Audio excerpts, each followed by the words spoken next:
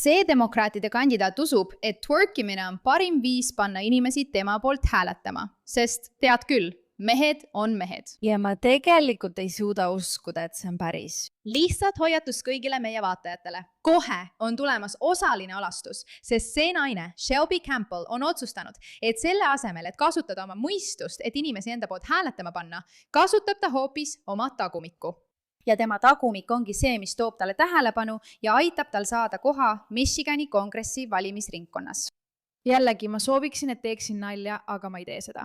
Sukeldume nende uute inimeste üksikasjadesse, keda demokraatide partei esile tõstab, sest neil pole sõna otseses mõttes midagi paremat pakkuda. Muud jumal, tere tulemast The Pushbacki. Mina olen Meira ka, teie saatejuht. Kindlasti vajutage tellimise nuppu, et seda videot toetada ja kõike seda teha. Meil on missioon vastu seista ja me hindame väga, et olete siin. Teadmiseks, oodake ja vaadake peagi tulemas väga põnevaid uudiseid. Oige valmis, kallid, valmistage end emotsionaalselt ette, sest kui te seda näete, pole enam tagasiteed. Tagasiteed lihtsalt pole. Ma olen eetiline inimene. Kas sa arvad, et... Ma olen eetiline inimene. Seda ta seal ütlebki. Lihtsalt teadmiseks, ma vaatan seda uuesti. Ma olen eetiline inimene. Ma olen eetiline inimene. Kas sa arvad, et twerkimine paneb inimesed valima minema? Vabandust selle sõnamängu pärast. Matian, ja ausalt öeldes, nagu ma ütlesin, mehed on me kõik teame, millised nad on. Vaata neid mehi, kes praegu võimul on. Congress candidate Shelby Campbell. Ta ütles, et see on tema vaatenurk sellele. Ta on kandidaat Shelby Campbell, kes kandideerib Michigani 13. kongressi piirkonnas. Ja ta ütleb, mehed on lihtsalt vastikud. Nii et teeme meestega nii. Miks üldse midagi väärikat teha? Miks proovida neile tõestada, et ma olen nende häält väärt selle asemel, et panna nad keskenduma ainult mu tagumikule, nii et nad vajutavad seda nuppu ega hooli tegelikult millestki muust. Ma mõtlen, kui madalale saab inimene langeda ja kui halvasti peab ühiskonnast arvama, et arvata, et see võiks toimida. See seks müüb stiilis twerkimine sinu hääle eest 13. ringkonnas. Ma olen peen. Ma olen peen. Ma olen peen. Ma ei tee ainult. Ma olen peen, lits. Seda ta ütles. Näita, et sul puudub klass, ilma et sa seda otse ütleksid. Tundub, et kõik lihtsalt ütlevad kogu aeg. Ma lihtsalt lõbutsesin. Tead küll, ma olen noor ja kasutan sotsiaalmeediat ära. Ta ütleb, et tal on nii tagumik kui ka ajud. Ta on õigusteaduse tudeng, 2 lapse ema ja endine liinitööline, kes nüüd TikTokis põski punastama paneb, püüdes hääli koguda. Ühes avalikuks tulnud videos öeldi, ma olen suurepärane, aga kas sa tunneksid ühe ära, kui sa seda näeksid? Jah. Mis selle kõige taga oli? Nad kutsusid mind nii et mulle lihtsalt meeldib olla sarkastiline. Ja kui sa hakkad mind sõimama, siis ma panen sind end selle pärast ebamugavalt tundma. Ma lihtsalt annan samaga vastu, sest miks sa arvad, et sa võid minuga niimoodi rääkida? Ma pean ütlema, et ma pole kunagi näinud paremat näidet sellest, kuidas inimesed, kes arvavad, et tähelepanu janune käitumine aitab neil midagi tõestada, jätavad lihtsalt labase mulje. Sa tead ju, kuidas alati öeldakse, et kui sa oled kellegi vastu õel, siis see ütleb rohkem sinu enda kohta. See on üks parimaid näiteid sellest üldse. Jah, ma lihtsalt näitan neile. Sa pole neile midagi muud näidanud peale selle, kui uskumatult labane ja piinlik sa oled. Ja see roosa ülikond ja sinu leopardimustriga krunn ei varja fakti, et me kõik näeme, kui piinlik see tegelikult on. Ei. Tema vastane, ametis olev kongressman Shri Thanidar, kelle kampaania strateegia on, ütleme nii, traditsioonilisem. Mul on tunne, et tema ekraanilt twerkima ei hakka. Mis sa arvad? Temast? Ma lihtsalt tahan, et ametis oleksid nooremad inimesed. Ja ta on miljonär, nii et mul seda pole. Ja temal on see olemas, nii et tal on väga raske inimestega samastuda. Oh jumal, ma olen naine ja twerkin, aga tema on vanem ja miljonär. Nii et muidugi, tal on raske sellega samastuda. Vaata, ma toetan täielikult noorte poliitikasse tulekut. Aga mõnikord tähendab noor olemine seda, et oled kogenematu, rumal ja loll. Ja mõnikord tähendab natuke vanem olemine ja raha teenimine seda, et sul on kogemusi ja sa ei ole loll. Ja ma olen valmis kihla vedama, et see mees ei hakka laval tähelepanu saamiseks twerkima. Kriitikute kiusamine jätkub veelgi rohkemate postitustega. Kas me võime oodata sinu TikTokist veel võib-olla vastuolulisi videoid? Ja muidugi, ma pean seda natuke edasi ajama. Nagu! Ta kandideerib sõltumatuna. Võtsime ühendust Thanidari kampaaniaga, et kommentaari saada. Ootame vastust. ma lihtsalt ei suuda sellega toime tulla. See on huvitav, sest siin näeme, et ta on demokraatide kandidaat, aga seal öeldakse, et ta on sõltumatu. Ma ei tea, kumb see on ja ma tahan selles suhtes ettevaatlik olla, sest me ei hakka kogu parteid kritiseerima. aga ma arvan, et see näitab üsna hästi, kus meie ühiskond praegu on. Mõned asjad, mida ta edaspidi ütleb ja mida me üle vaatame, sealhulgas mõned väga sobimatud videod, vaatame kohe pärast reklaami ja meie sponsori sõnumit. Räägime korraks Medicare'ist, sest sa ilmselt valisid plaani juhuslikult, mis ei pruugi sulle kõige paremini sobida. Ja sellepärast tahan ma sulle rääkida tänastest sponsoritest, Chapterist. Chapter on teistsugune. Nad on sõltumatud ja nad on ainsad Medicare'i nõustajad, kes võrdlevad kõiki üle riigi saada olevaid plaane sinu arstide vajaduste ja prioriteetidega, et leida just sulle kõige paremini sobiv variant.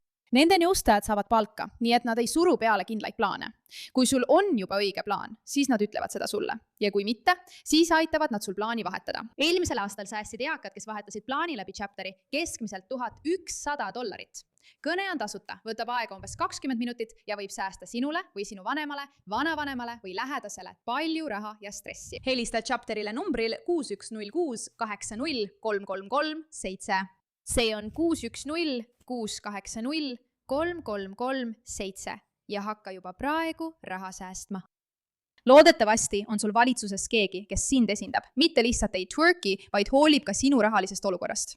Muide, ma uurisin tema kohta. Kas ta on demokraat või sõltumatu? Ta kandideerib demokraadina, nii et ma ei saa aru, miks see uudis ütles, et ta on sõltumatu. Me ei tea seda kindlalt, aga tundub, et ta on üsna kindlasti demokraat. Ja üllatus, demokraadid on mõnikord natuke hullud. Okei, meil on täna teile mõned videod. Alustame sellest, et selles videos pilkab inimesi, kes palvetavad laste tulistamisohvrite eest.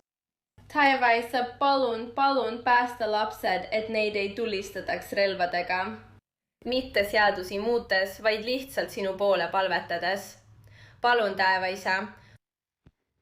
Rumo, idiot. Sky. Jah, ma ütleksin, et see on rohkem kui lihtsalt rumalus. Ma arvan, et ta on tõestanud, et ta on lihtsalt täielik rämps. Vaatame, mida Newsmax selle kohta ütleb. Järgmisena on siin veel üks demokraat, kes kandideerib kongressi. See inimene on Detroitis küsitlustes teisel kohal ja joob õlut, mis on täiesti okei. Kui oled selles riigis üle 21 aasta vana, võid juua nii palju õlut, kui tahad. Nii püüab ta oma vaatajatega kontakti luua. Mina teeksin nii, Ja tema liiga. sest ma olen eetiline inimene. Issand jumal, sa ajab mind nii iiveldama. Okei, vaata seda videot. See video, nagu ma ütlesin, alastuse hoiatus tuleb, eks. Ta kirjutab siin. Ma olen VIT, Michigani esindajate koja kandidaat. VITT. Seal on mina. Ma olen Kärn. Suurepärane. Aga kas sa tunneksid kliitori ära, kui seda näeksid?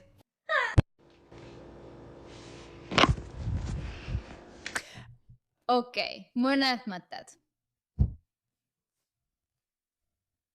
Ausalt öeldes ei pea ma ühtegi inimest maal, kes tunneks end mugavalt sellist videot postitades.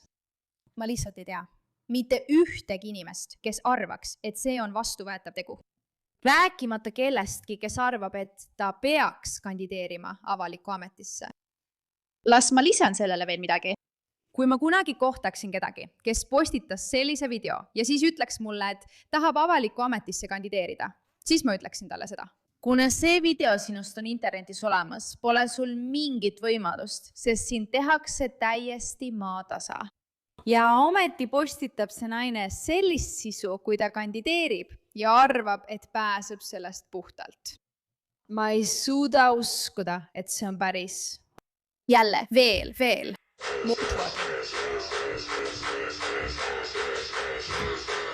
Lihtsalt selguse huvides. Siin on kate peal, sellepärast, et tema peppu paistab. Okei, nii et ta pidi selle pildiga katma. Tema twerkimine on lihtsalt nii intensiivne.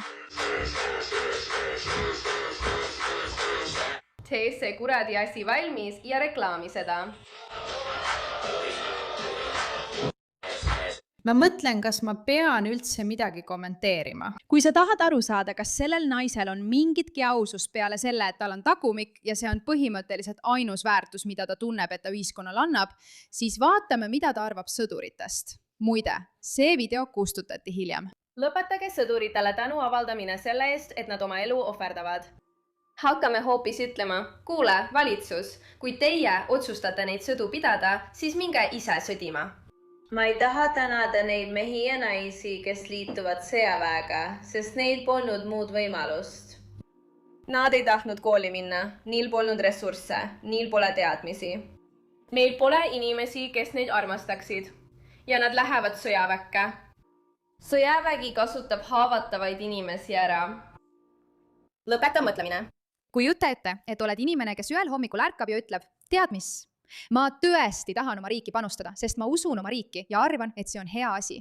Ja siis ütleb keegi seal väljas, põhjus, miks sa oled oma elu kaalule pannud, et meid kõiki kaitsta, on see, et sind ei armastata.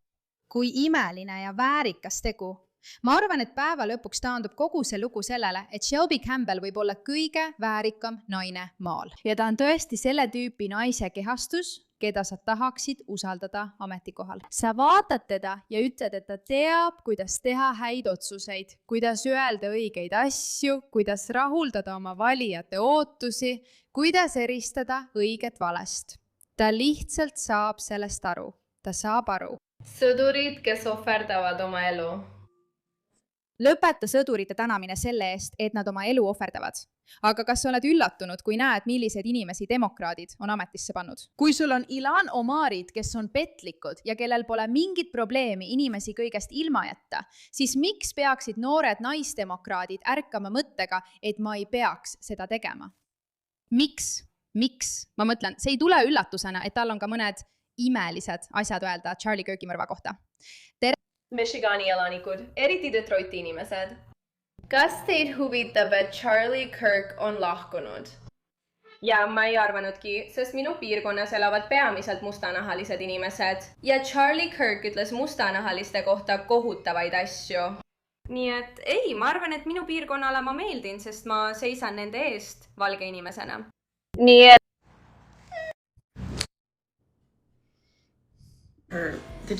Kuulema aga, kui valus see on. Jimmy Kimmel on tagasi, aga teie ei saa oma inimest tagasi.